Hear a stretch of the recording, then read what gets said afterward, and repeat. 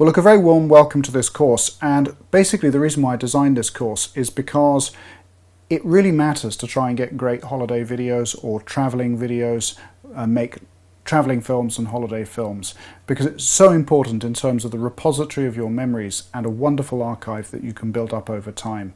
Now, there are some solutions that some people use to this, like for example Animoto. I use Animoto myself, it's absolutely great. It's a series of templates. You can put shots in, it'll put the music in for you and more or less cut the film for you, somewhere between say 30 seconds and 4 minutes.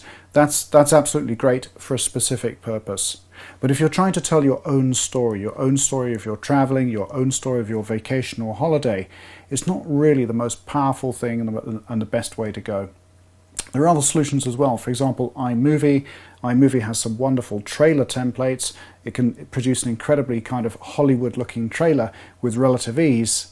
But again, it's not really going to do the same thing as constructing your own film where you tell a story inside the film, and frankly where you also have the creative joy, the creative fun of really getting your hands dirty and learning how film works and how all the juxtapositions of film, all the energy of film works, and telling the story that you set out to tell and the story that you discovered as you went along through your vacation and your trip.